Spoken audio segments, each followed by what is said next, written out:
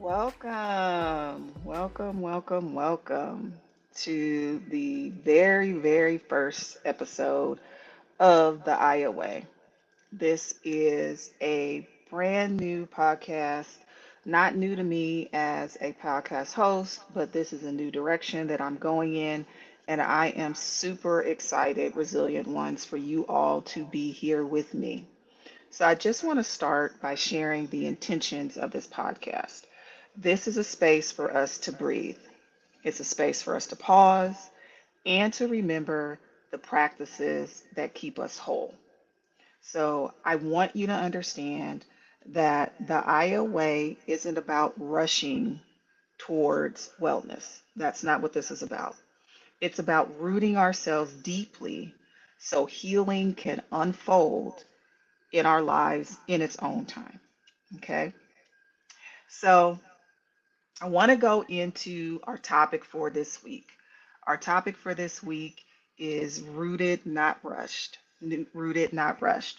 If you follow me on Substack or any of my other social media, you will see that this week the IOA main post for the week that kind of set the tone for us was titled the same thing, rooted, not rushed.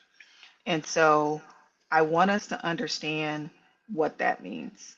So, a tree, it is not as strong as it grows as far as time, how quickly it grows.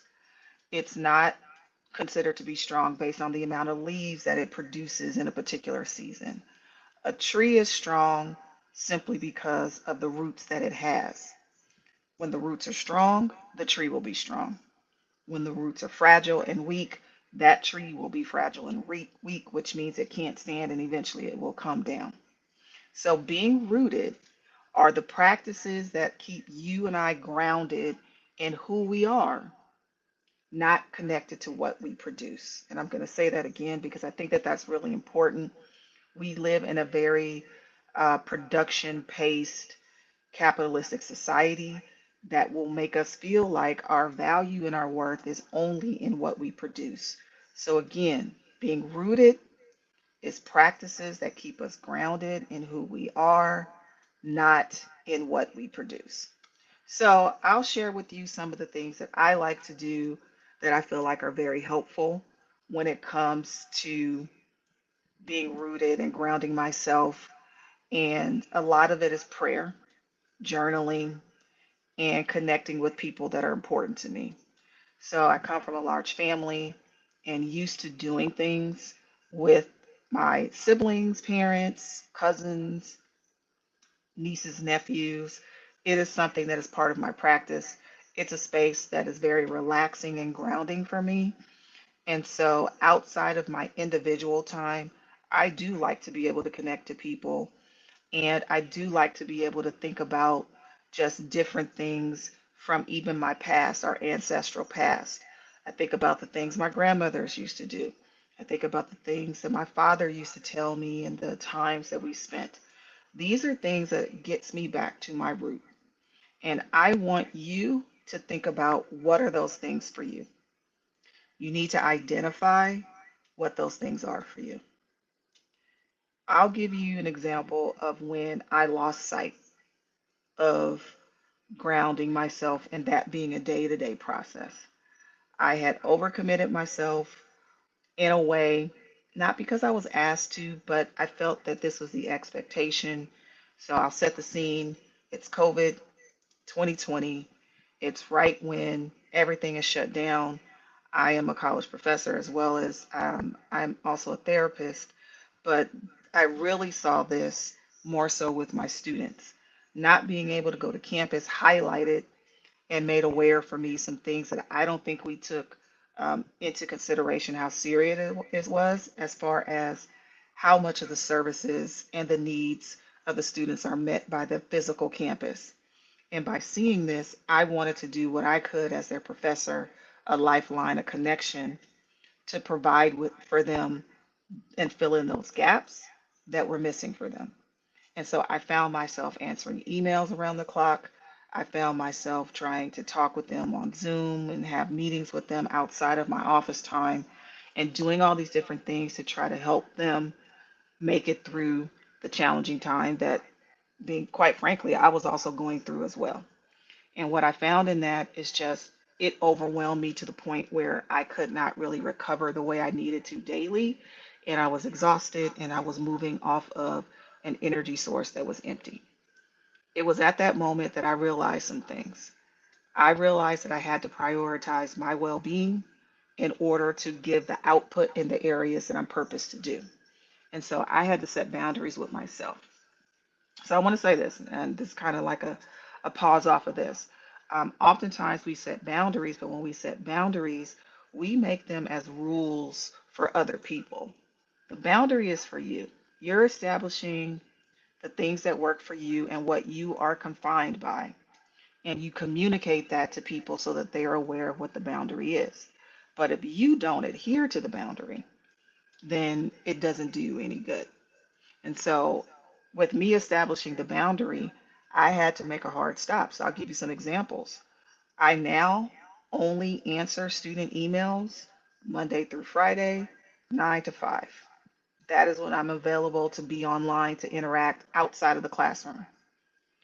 On the weekends, do not answer emails. On the weekends, I'm not available.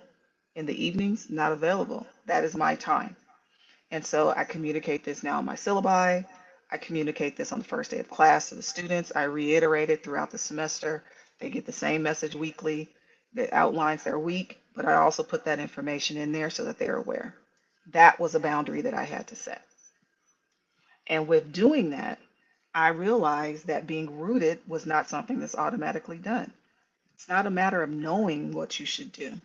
It's not going to automatically happen. It is going to be a daily decision that we're going to have to make in order for this to actually happen in our lives. So I want you to now go back to that metaphor I gave you of the tree.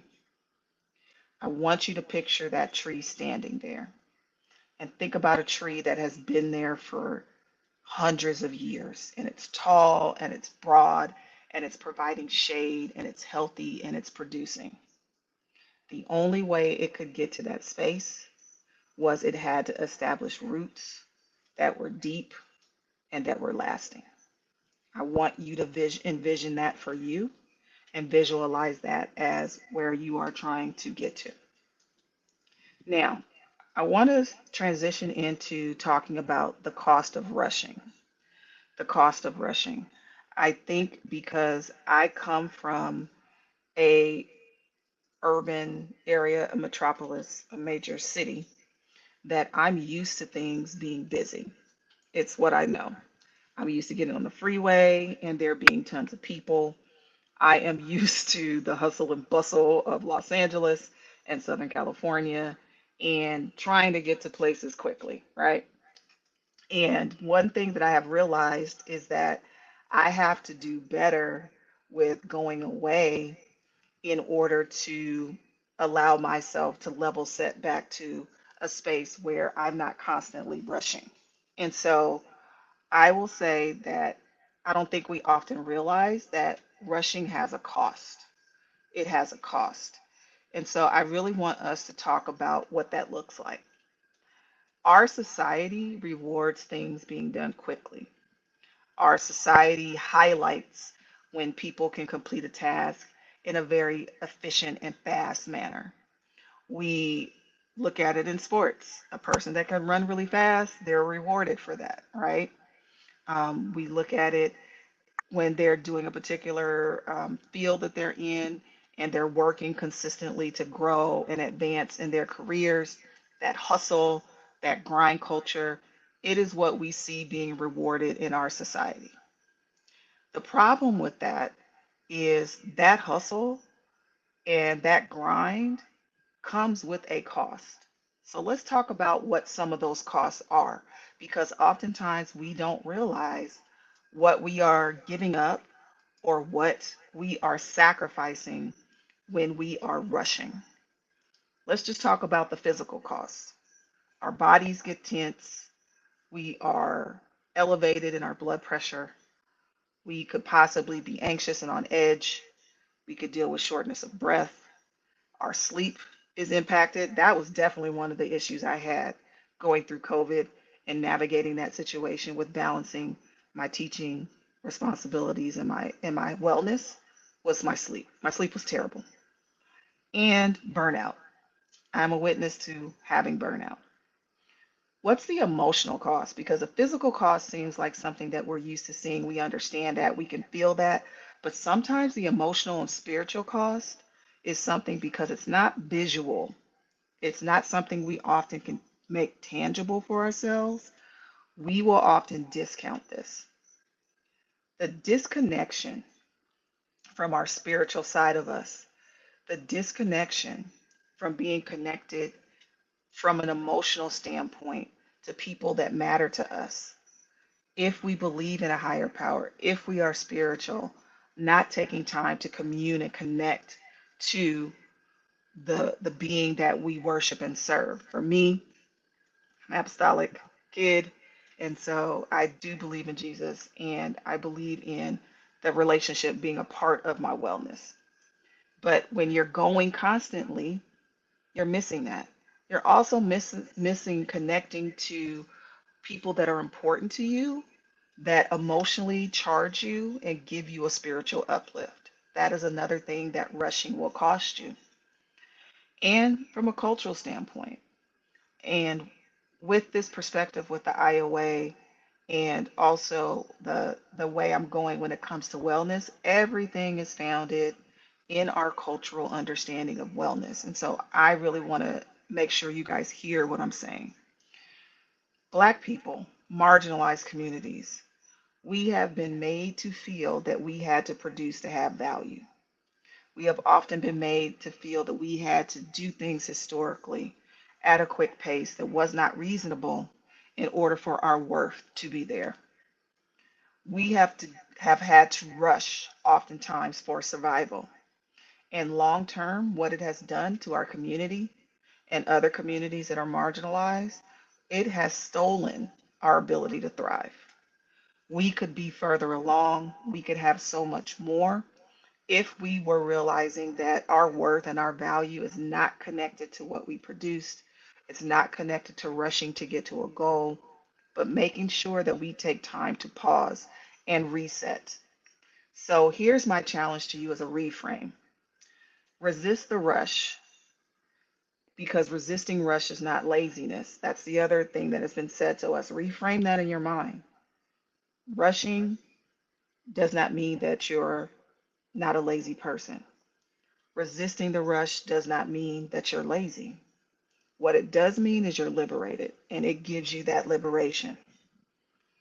And so I want you to just think about what you sacrifice, the costs and the things that you have given up because of you constantly living in a state of rushing.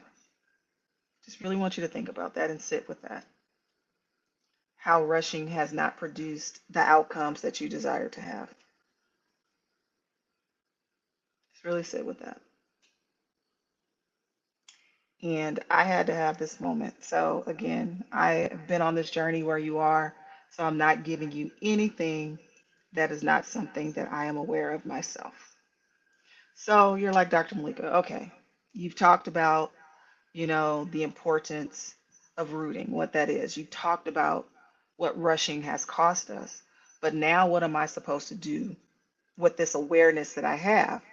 Now you get into what are some practices that can be very helpful for you to stay rooted. What are some practices? So I want to introduce to you three practical tools that you can use.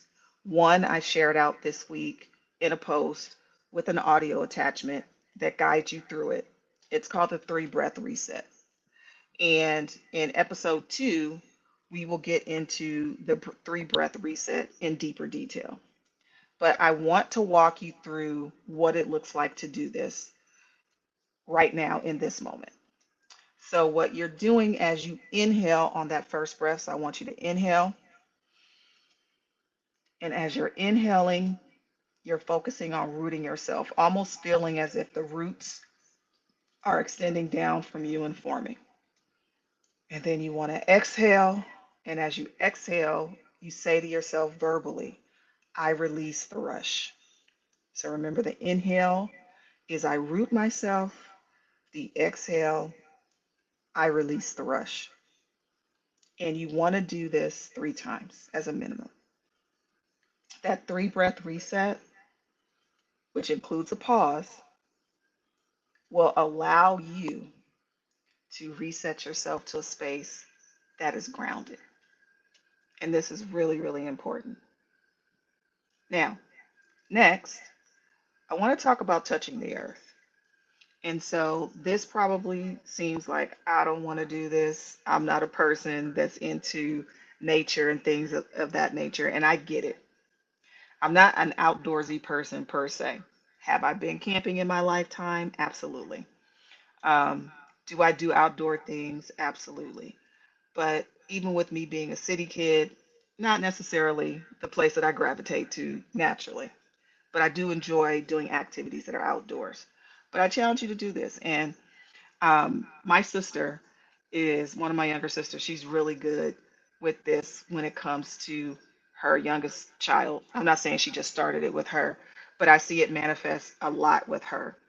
And it is touching the earth, like physically putting your body outside, touching dirt, touching the grass, letting your feet be in the ground, letting your feet be on the floor, being barefoot outside, connecting and caring for plants, different things, however that looks like for you.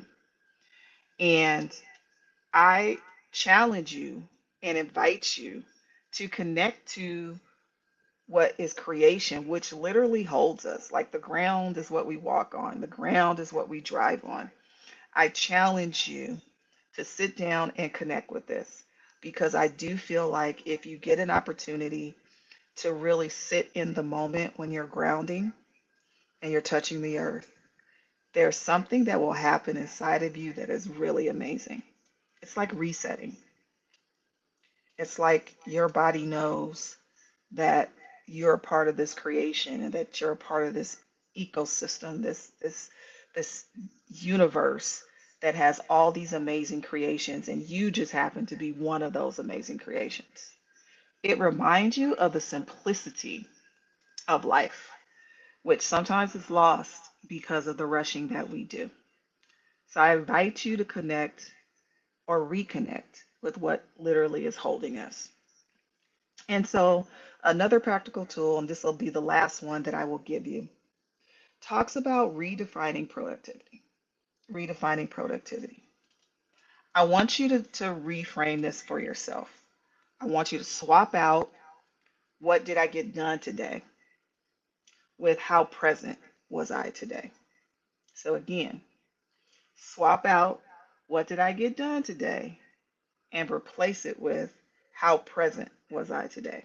Now, here's why I say that. When it comes to how present you were, I think sometimes we feel because we remember what happened or we are aware what occurred that we were present. And what we don't realize is that being present is being in the moment, paying attention to the details. So, one of the things that I love to do is just when I'm driving, just pay attention to nature and the things that are happening around me. So, for example, there are days I'll be driving or I'll be walking and I'll look up at the sky and it will be an amazing shade of blue, which in Southern California is not something that we get often. So, that is the reason why I find it to be something that I hold on to, and that's really important. And so I'll pay attention to it. Sometimes I'll capture it, a lot of times I won't. But I'll remember how vibrant and beautiful it was. I remember one Sunday we happened to be at church and it rained a little bit that morning, and there was the most beautiful rainbow that was outside, and it almost looked like it arched over the top of the church. And so this was one of those things I wanted to capture. I didn't post it, but I took pictures and I took videos of it and I showed my brother. He went out and did the same thing. And we both were like, this is super dope, right? It's like seeing and being present in the moment. Now, granted, I was at church. I have responsibilities and things that I'm responsible for doing throughout the day. But even with that, I was like, I took a moment to be present in the things that were happening around me. I walked outside to go to one of the other buildings to do something. And as I turned around, I was present enough to see this amazing rainbow be outside. Another way that I like to be present, and this will be my last example, and you guys can figure out what this looks like for you. But another way that I like to be present is I live in an area of Southern California, specifically a suburb area of Los Angeles, which is the San Gabriel Valley. All right, my last example of just connecting and being present is how I enjoy the area that I live in. I live in a suburb area of Los Angeles, the San Gabriel Valley. And in this area, you'll see a lot of wildlife and just different things that you don't often typically see in the LA inner city area. And so, one of the things I love is looking out the windows, especially during this time of the year, and seeing the hummingbirds outside the window in the trees. And one of the things that I've realized with that is that it's not often about me capturing something to post it. It's just being present in the moment and actually experiencing what is going on. And so for me, that has been very, very important. And it's a way that I ground and reset and I make sure that I stay present. So hopefully, some of these examples that I gave have been something that can be helpful for you. And I want us to just kind of take ourselves out, and I want to offer this reflective question. Where in your life are you being rushed right now? And what would it look like to root yourself instead? Where in your life are you being rushed right now? And what would it look like for you to root yourself instead? I gave you a bunch of different ways. I talked about the fact that I pray, I journal, I spend time with people. You may take time to create voice memos where you're kind of expressing things on your heart. You may be talking about dreams and aspirations that you have for your life. Whatever this may be, add some type of rooting practice to your schedule. And I want you to be honest with yourself on the things that you need to shift and adjust. But I also, in the midst of you doing that, I want you to be gentle with your honesty. No judgment. No judgment. Again, the reflection question that you're leaving here with today is, where in your life are you being rushed right now? And what would it look like for you to root yourself instead? So before we close out, can't not come on here and show you all my latest book, Rooted in Resilience. You've got to get you a copy of this. All of the work that we're going to be doing is based on this book and the work that I did to put this book together. This book is, to me, my love letter to the culture. It is my honoring of my ancestors. It is my loving my culture, my race, my ethnicity out loud, and showing that what we need to be better is already inside of our DNA. We are looking outward for things that we need to be looking inward for. So I challenge you to get this book. It will be a good way for you if you need understanding on what you can do. The book is a good resource. It's a good manual for you to use for that. And I will be using it to play out on these episodes as we go. So, as we get ready to take ourselves out and to end this very first episode of the IOA, I want us to remember a couple of things. Here's your affirmation: I am rooted, not rushed. All right? I am rooted, not rushed. And I want you to say that to yourself in a way to where you actually embrace that. You are rooted, you are not rushed. All right? You will also say, I rise in my own time. So say it with me. I am rooted. I am not rushed. I rise in my own time.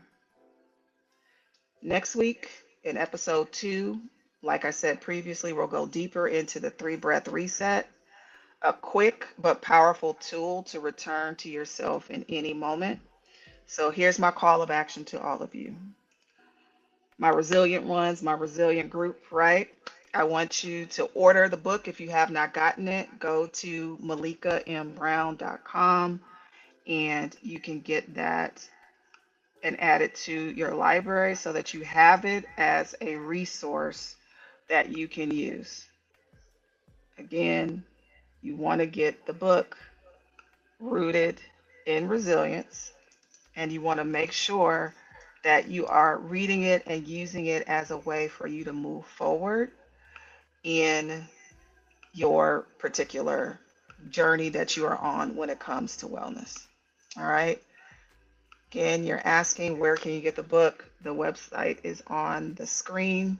It's MalikaMBrown.com/store/p/rooted in resilience. And so I hope that I will see you all reading this and talking with me and letting me know how the book has been a guide and a help to you. Also, share this episode with someone who needs a reminder to slow down, whoever that may be. Give the gift of life, give the gift of wellness to someone, and make sure that you subscribe, leave a review, help others find this podcast. And so, my closing gratitude to you is thank you for joining me for this very first episode of the Aya Way. Until next time, breathe, root, and rise. Have a great rest of your week.